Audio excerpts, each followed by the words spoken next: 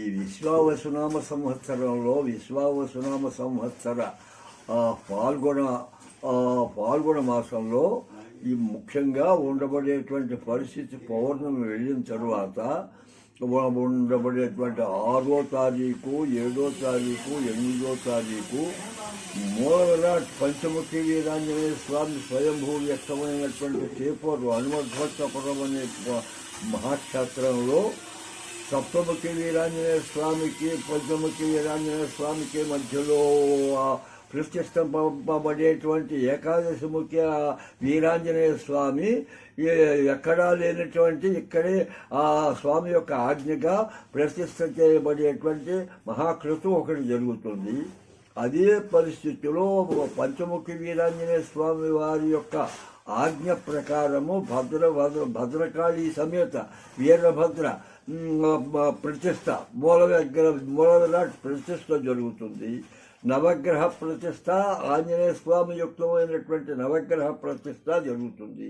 ఇవన్నీ కూడా యథావిధిగా త్రిరాత్ర ఆగమ ప్రకారంగా పరాశర ఆగమోక్త విధానంగా త్రిరాత్రములలో మొత్తం జలాదివాసము, ధాన్యాదివాసము, ఫలాదివాసము, ఘృతాదివాసము, మధురాదివాసము ఇత్యాది వాసములతో సంపూర్ణమైనటువంటి శిల్ప శస్త్రఘాత తపనాది దోష నివృత్తితో యుక్తమైనటువంటి జలహోమాది సమస్త శాంతి హోమ ఆకర్షణ కళాన్యాసాలతో యుక్తమైనటువంటి ప్రతిష్టా మహాక్రతు జరపబడుతుంది. ప్రారంభం ఉదయం 6 గంటల దగ్గర నుంచి ఈ ప్రతిష్ట 8వ తారీఖుని 11:48 ఇది జరుగుతుంది. తారీఖుని జలాదివాసము, గ్రామంలో ఊరేగింపు, ఫలాదివాసము, ఘృతాదివాసము, మామూలుగా క్షీరాదివాసము, ఫలాదివాసము, ధాన్యాదివాసములు జరుగుతాయి.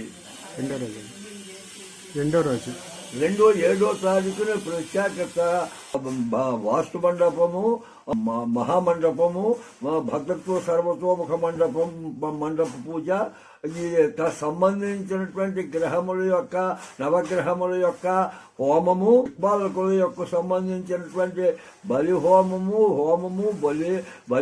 బలి సమర్పణలు, తర్వాత మూల విరాట్కి సంబంధించినటువంటి మూలమంత్రంతో గాయత్రితోటి ఉత్తేజకరమైనటువంటి హోమ ఉత్తేజ బలిహరణలు అన్నీ జరుగుతాయి. 8వ తారీఖు ప్రతిష్టా మహాకృతు మహోత్సవం జరుగుతుంది. 8వ తారీఖు 10:56 ప్రతిష్టా మహాకృతు నిర్వహింపబడుతుంది.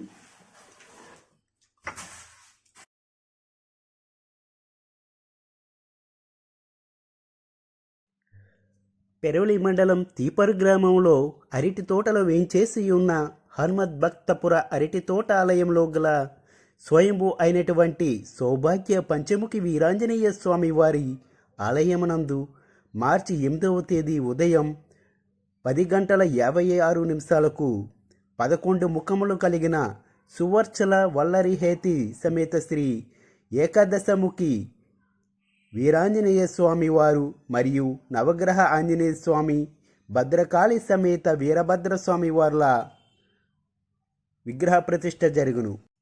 కావున ప్రతి భక్తులందరూ మొట్టమొదటిసారిగా ఎక్కడ లేనటువంటి ఈ 11 ముఖాలు కలిగిన ఏకాదశముఖి వీరాంజనేయ స్వామి విగ్రహ ప్రతిష్టలో పాల్గొని ఆంజనేయ స్వామి వారి ఆశీస్సులు పొందుతారని ఆశిస్తున్నాము. ప్రతిష్ఠ అనంతరం అన్నప్రసాద వితరణ జరుగును. భక్తులందరూ విచ్చేసి స్వామివారి తీర్థప్రసాదులు స్వీకరించి వారి కృపకు పాత్రులు కాగలరని ఆశిస్తూ మీ గోదావరి ఎంఎస్సి వాళ్ళ